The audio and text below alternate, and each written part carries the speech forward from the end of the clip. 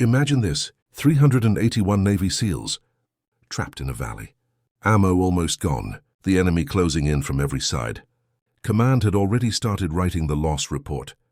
But one young pilot refused to accept it. This is not just a story. This is about courage. About breaking rules when rules meant certain death. This is the story of Captain Delaney Thomas. She was only 26 years old, a young A-10 Thunderbolt pilot. People said she was too emotional, too untested. They kept her away from combat.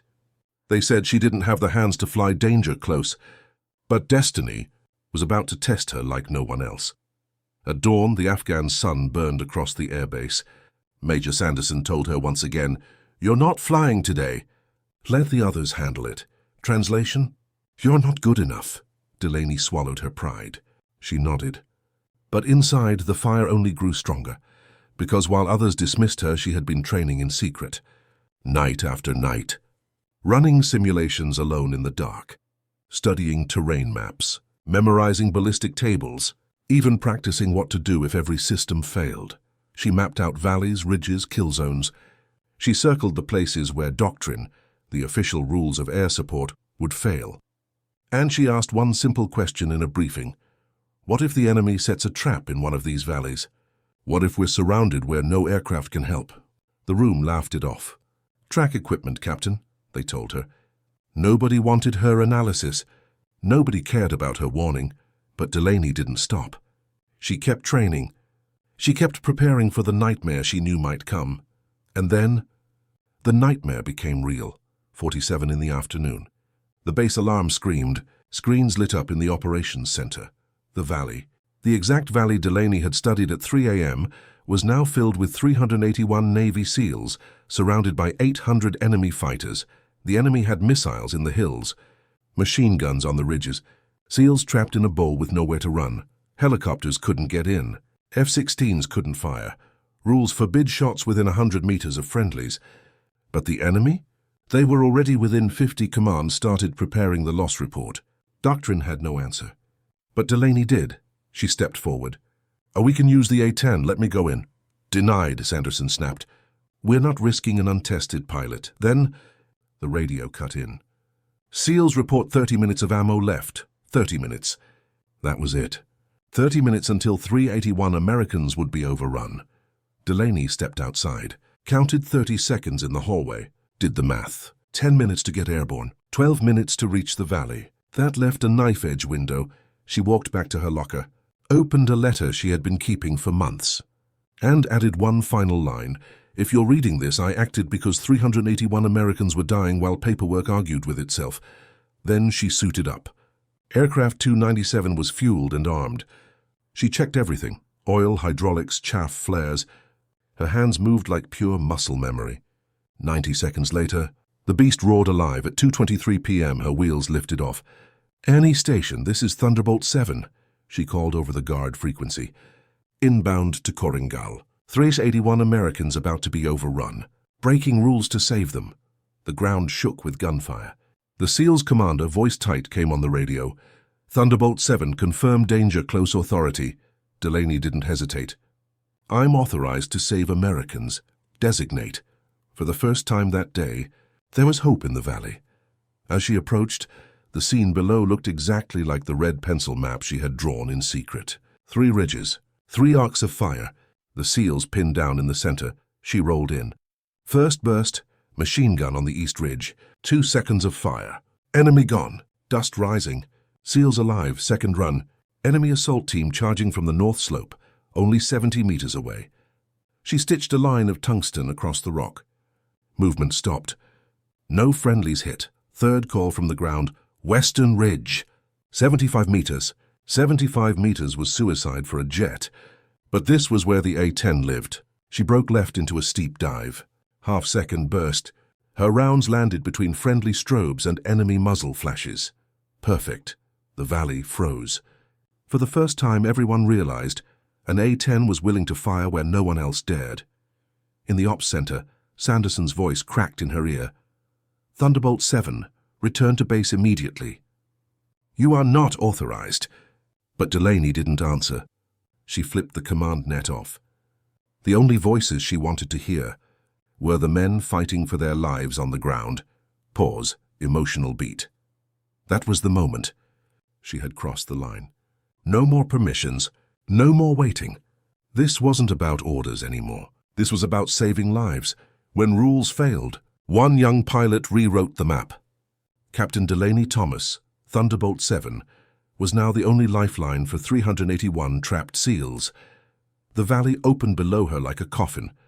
Ridges on every side. Muzzle flashes lighting up the slopes. SEALs pinned down, running out of ammo. Every second mattered. Delaney knew her first job: kill the threats that could kill her. Surface-to-air missiles. Deadly eyes hiding in the hills. She spotted the first SAM site on the southern spur. One Maverick missile away. She locked, fired. Explosion lit the ridge. Threat neutralized, but another SAM still hunted her. She dropped behind a ridge, terrain masking, forcing the radar to lose lock. Then she climbed back up like a predator rising from cover. Her gun thundered again. Enemy positions shattered. A lane was opening. For the SEALs. For helicopters that might come later. For hope. On the ground, Trident Actual, the SEAL commander, pushed his men to hold. His voice, though strained, carried new strength. Because now they weren't alone. Thunderbolt 7 Western Ridge, 75 meters, heavy fire. Delaney banked left. Her A-10 carved a steep slice through the sky. She placed a perfect half-second burst just below a rocky lip. Tungsten rounds walked across stone. Enemy guns went silent. The SEALs moved. One team shifted west, covered by her fire. Another followed, step by step under her watch. In the operations center, the tension was unbearable. On radar, they saw a single A-10 carving Z-shapes across a valley swarming with red icons. The F-16 lead checked in over the radio. Observation: Thunderbolt 7 is engaging within 25 meters of friendlies, either suicidal or surgical, and so far she was surgical. People who had mocked her only hours earlier now stood silent. Every burst, every strike, was turning the impossible into survival. But Delaney wasn't just fighting, she was guiding. Trident Actual, push 3 teams west under my fire. Stay below the rock lip. I'll walk rounds uphill ahead of you. Her gun spat short taps, never streams. She let the dust rise to hide the SEALs. She used sound, the terrifying roar of her cannon, to break the enemy's morale. Within minutes, the ground radio changed. Less panic. More action, more verbs. Moving. Set. Next bound. The SEALs weren't just surviving now. They were moving. In the ops center, arguments flared. Some demanded she be ordered back. Unauthorized launch. Violation of doctrine. But one officer pointed to the map. She's the only asset keeping them alive. Support her, or write their eulogy. Sanderson, torn between career and conscience, hesitated. But on the battlefield, Delaney had no time for hesitation. Her third pass erased the second SAM site. Another Maverick. Another explosion. Now helicopters could finally start thinking about extraction. But first, Delaney had to cut an exit. She remembered something from her midnight study sessions, a shallow fold on the West Ridge. Barely visible on satellite maps, but she had walked it line by line in her mind. Trident Actual, that fold is real. Move through it. I'll rake the high points. The SEAL commander didn't question her. He trusted the pilot he had never met. Copy, moving. Her gun hammered stone. Dust and silence followed. The SEALs pushed through the fold, blue icons on the radar finally moving after hours of being pinned. Enemy fighters tried to roll the corridor from above. 50 meters. 40 meters. Too close. Delaney flattened her dive. Half-second burst. Her rounds shaved the ridge like a carpenter's plane. The enemy froze. Good effect. Trident Actual called. They were at the mouth. 2 more enemy positions blocking the far lip. The SEALs marked with an infrared spark. Delaney split the wink with her cannon. Enemy silenced. The corridor held by now. The F-16s finally arrived. But most of the work inside the danger zone had already been done by one pilot. Delaney had decapitated the enemy's strongest positions. Helicopters spun up. Quick reaction force began moving toward pickup. The valley was changing. What began as a last stand was turning into a breakout. Back at base, Sanderson finally made his choice. He opened the floodgates, tankers, ISR feeds, deconfliction plans, full medevac support, and he put it all on Delaney's net. For the first time, Kandahar spoke with calm authority. Thunderbolt 7, you're on primary. We're with you. But Delaney didn't answer the command net. She didn't need to. The only voices that mattered were the ones on the ground, and pause undramatic. And so the corridor existed. Barely. A fragile zipper of silence carved through a valley screaming with war. Every second, every burst, every move decided whether hundreds of men would live or die. And one young pilot, once told she wasn't good enough, now carried them all on her wings. And for 381 SEALs, hope had just arrived, riding the wings of a young pilot they had never even met. The valley was no longer a death trap. It was turning into a road home. But the fight wasn't over. Every step forward could still be their last. And Delaney Thomas, Thunderbolt 7, was the shield between life and death. The SEALs pushed through the corridor. Dust clouds rose with every bound. They moved like shadows, hugging the ground. And above them, Delaney circled like a guardian. A pickup truck gun team appeared high on the ridge. Too small for a Maverick, too quick for rockets. Delaney dipped her nose. One kiss of the pipper, tap 3 rounds. The truck folded. The gunner vanished in dust. "West High is cold," she called. "Move on the east spur." Her voice, steady, calm, unshaken. The kind of voice that makes men believe they will live. An RPG team tried to ambush with clever offsets. They aimed for where they thought she'd dive. But Delaney was faster. Instinct sharper than their calculation. She flared, stitched half a second across the muzzle flash. The offset team disappeared. The SEALs advanced by bounds, 3 teams at a time, then 4. Then the whole formation flowing like water. Every 10 seconds mattered. And every 10 seconds, Delaney's cannon wrote the difference between survival and annihilation. Thunderbolt 7 were at the LZ fold, Trident Actual reported. 2 positions still raking us. "Mark them," Delaney said. A spark of infrared winked in the dust. She split it clean with her gun. The ridge exhaled silence. "Second mark." Another wink. She shaved it off the mountain in a single burst. "LZ is workable," Trident Actual confirmed. "Request rotors, now." The helicopters came. First, Chinook surfed its own brownout into the fold. A giant bird swallowing dust. SEALs rushed aboard, covered by Delaney's cannon, but one uncut thread could still strangle everything. Enemy muzzle flashes blinked from rocks overlooking the LZ. Delaney drew a diagonal zipper of fire across the stone. The flashes died. "Chalk 1 lifting," the radio called. "Taking aboard first sticks." A second Chinook dropped into the valley. Another dust storm. Another lifetime of risk. Delaney found the threat again. A PKM team trying to crawl low. 3 rounds, snipped clean. Chalk 2 lifting. "We're green," then came the hardest part. A third helicopter, heavy with weight, fought to climb. Enemy eyes searched for it. And then a missile tone. The valley's last card. A SAM Seeker locked on. But Delaney was already moving. Already low. Already behind the ridge. The missile screamed and hit only stone. She popped up, found the launcher team scrambling to displace. One merciless tap. The chapter ended. "Trident Actual," she called. "Your last sticks on Chalk 3 and 4, almost out." But almost was not enough. The enemy, desperate, sprinted the ridge. Feet pounding rock, rifles high. They charged the lip, trying to close the escape. Delaney wrote a bright line between them and the LZ. The charge stopped cold. "Chalk 4 lifting," came the radio. "All aboard." The final SEALs, rear security, clung to a smaller tailgate bird that should never have risked it. Dust swallowed them. Rotors thundered. And Delaney. She raked the ridge one last time. Not to kill, but to send a message. Not today.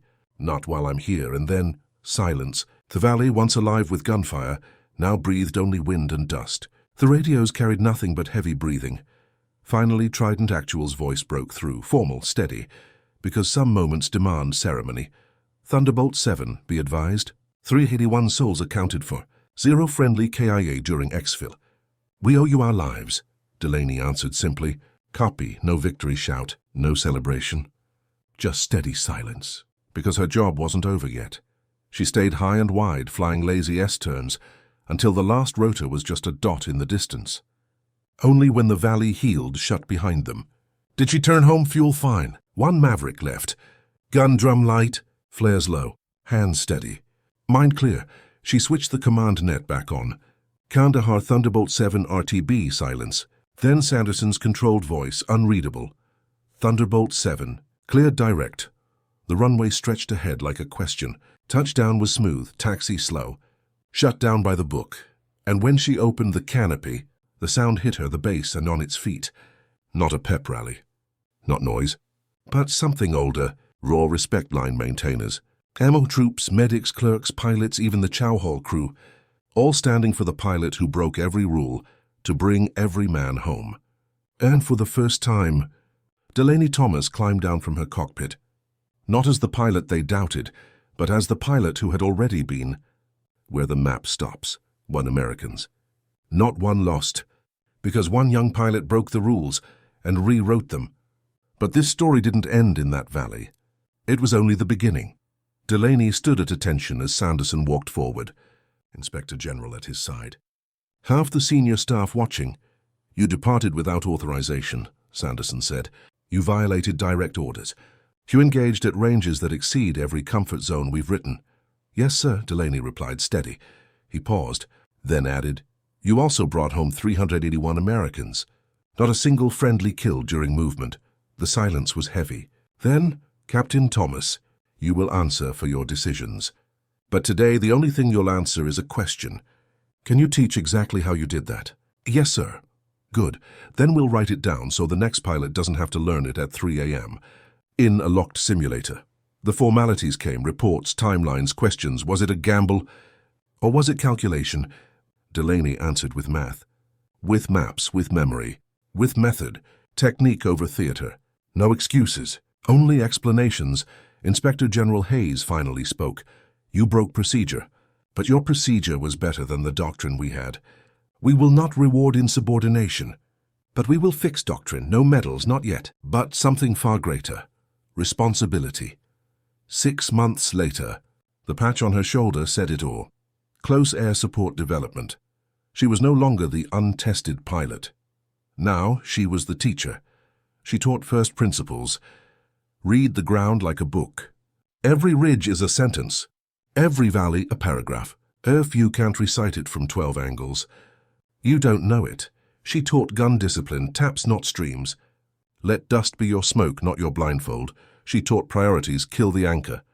The shooter holding a crossfire is worth 10 out in the open. She taught teamwork. Talk ground, not ego. Every word should move someone 10 meters closer to living. Pilots who once smirked at her took notes.